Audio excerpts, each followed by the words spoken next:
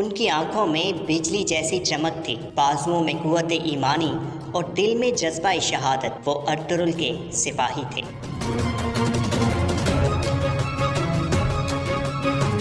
ان کی بہادری، استقامت اور روشن امیدی ایک سچے مومن کی نشانیوں میں سے تھی۔ آج کی ویڈیو میں ہم آپ کو ارطغرل غازی کے 10 طاقتور ترین اور بہادر سپاہیوں کے بارے میں بتائیں گے۔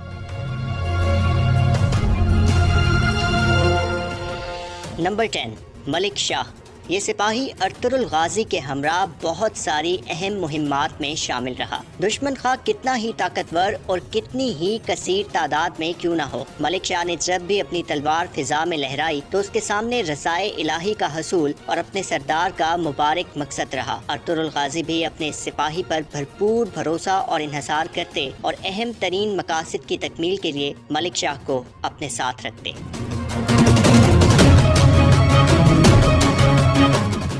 نمبر 9، کونگوت۔ یہ سپاہی اپنی جنگی صلاحیتوں کے ساتھ ساتھ مزاح کی بھی بہترین حس رکھتا تھا۔ بہت سارے مواقعوں پر یہ سپاہی ہمیں بمسی کے ساتھ چھیڑ چھاڑ اور طنز و مزاح کرتے نظر آیا، لیکن جنگ کے میدان میں دشمن کے مد مقابل آنے پر کونگوت نے ہمیشہ دشمن کو للکارا اور اپنے دین، قوم اور سردار کی عظمت کو بلند کرنے کی بھرپور کوشش کی۔ ارطغرل کی کونگوت سے محبت اور اس جنگجو کی اپنے سردار کی نظروں میں قدر و منزلت دیدنی تھی۔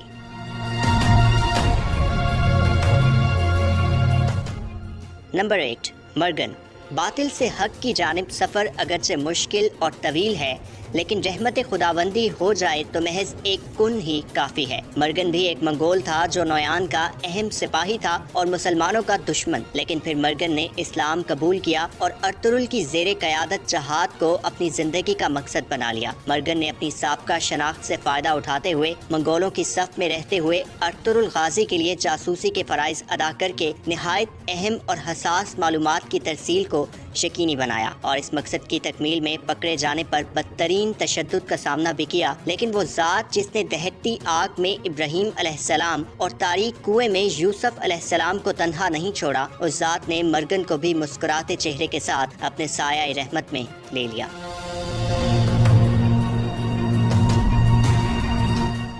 نمبر 7، عدسیس۔ یہ ایک ایسا عظیم جاسوس تھا جس کی شہادت پر دشمن نے بھی اسے ایک باصلاحیت اور بہترین جاسوس مانا۔ چوتھے سیزن میں جب ارطغرل تاجروں کی قید میں تھے تو عدسیس نے ہی انہیں وہاں سے آزاد کروایا، اور اس کے بعد عدسیس نے تاجر نیکو بن کر کراچائسر قلعے میں گورنر آرس کی اہم معلومات ارطغرل غازی تک پہنچائی۔ یہ معلومات اور قلعے میں داخلے کا خفیہ راستہ دریافت کرنے کا کارنامہ اس قلعے کی فتح میں اہم پیش رفت ثابت ہوئے۔ اپنے فرائض کی تکمیل کے دوران عدسیس نے آرس اور تیتان کے ہاتھوں جام شہادت نوش کیا۔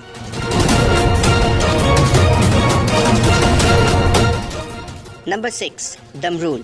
دمرول ایک ایسا نڈر اور جانثار سپاہی تھا جو کئی آزمائشوں سے گزرا اور ہمیشہ کھرا ثابت ہوا۔ صبر و استقامت اور ذہانت دمرول کی اہم خصوصیات میں شامل رہی۔ تیسرے سیزن میں ارطغرل نے حاجہ توریان کے ہمراہ دمرول کو تجارت کی آڑ میں جاسوسی کے لیے بازنطینی بازار میں بھیجا تو وہاں دمرول نے اپنے فرائض نہایت ہوشیار رہتے ہوئے ادا کیے۔ دمرول غداروں، منافقوں، صلیبیوں اور منگولوں کے خلاف ہمیشہ صف آرا رہا اور 5ویں سیزن میں دشمن کے ایک بھرپور اور غیر متوقع حملے میں جام شہادت نوش کر لیا۔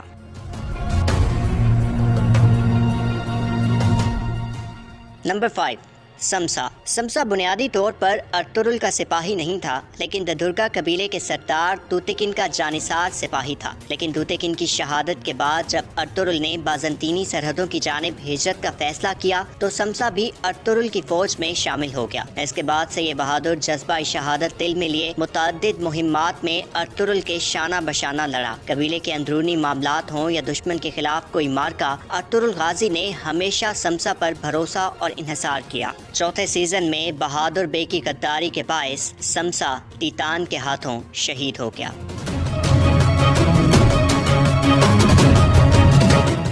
نمبر 4، عبد الرحمن۔ حق کی راہ کا یہ مسافر ایک بہترین سپاہی بھی تھا، محافظ بھی، جاسوس بھی اور مخلص دوست بھی۔ عبد الرحمن کی خدمات کی فہرست بہت طویل ہے۔ یہ سپاہی ہمیں سلیمان شاہ کے خیمے کے محافظ کے طور پر بھی نظر آیا۔ ارطغرل کے لیے نویان کی صفوں میں شامل ہو کر جاسوسی کرتے بھی، جنگی حالات میں تلوار اٹھا کر جذبہ شہادت لیے لڑتے بھی۔ یہ عظیم سپاہی ارطغرل غازی کے بعد عثمان غازی کے لیے بھی اپنی خدمات سر انجام دیتے نظر آیا۔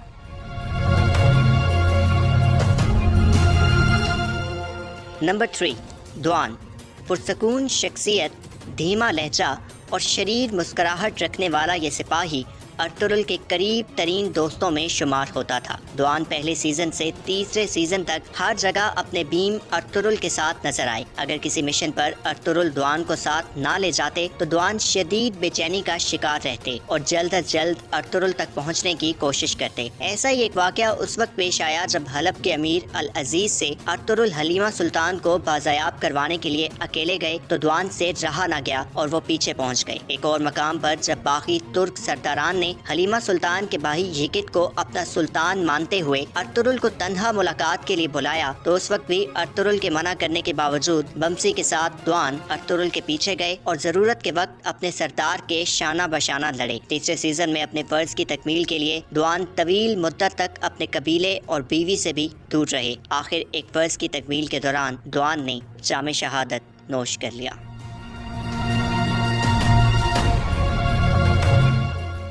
نمبر 2، بمسی۔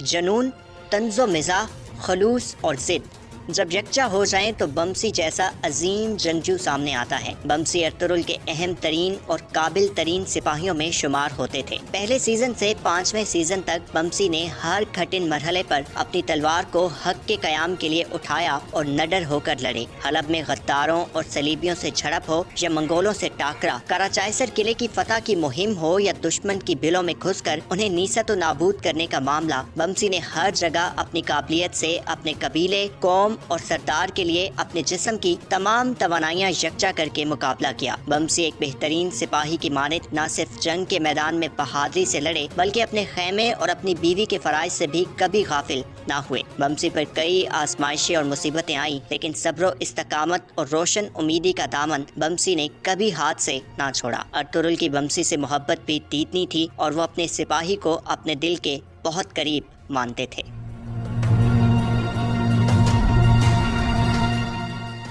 نمبر 1، ترگت۔ اس فہرست میں ترگت کا پہلے نمبر پر ہونا کئی عوامل کی بنیاد پر ہے، جس میں سے پہلی وجہ ترگت کی فیصلہ سازی ہے۔ ارطغرل غازی کے بعد ترگت ہی وہ سپاہی تھے جو تمام باریکیوں اور پیچیدگیوں کو سامنے رکھتے ہوئے فیصلہ کرتے تھے، اور یہی وہ قابلیت تھی جس کی بنیاد پر ترگت کو چابدار قبیلے کی سرداری سونپی گئی۔ دوسری وجہ ترگت کی دور اندیشی ہے۔ تیسرے سیزن میں ہانلی بازار میں قیام کرتے ہوئے مستقبل کے لیے معلومات کا حصول ہو یا دوسرے سیزن کے اختتام پر امیر سادتین اور اس کے چیلوں پر نظر، ترگت نے اپنے دشمن پر نظر رکھتے ہوئے اہم معلومات کی ترسیل کو ممکن بنایا۔ تیسری وجہ اللہ کی راہ میں ترگت کی دی جانے والی قربانیاں ہیں۔ اپنے ماں باپ کو بچپن میں کھو دینے کے بعد، اپنی بیوی آئیکس اور اس کے بعد واپ جیسے شفیق سسر دہلی تیمیر کو کھو دینے کے بعد، جب ترگت اصلاحان سے شادی کے بعد زندگی کی جانب لوٹ رہے تھے تو ان کی زندگی کی یہ بہار بھی ان سے چھن گئی۔ لیکن ان تمام المناک دوراہوں سے گزرنے کے باوجود ترگت کا جذبہ جہاد اور ارطغرل سے محبت کبھی کم نہ ہوئی۔ ترگت کی بہادری، فیصلہ سازی اور مضبوط اعصاب انہیں دیگر سپاہیوں سے ممتاز کرتے ہیں۔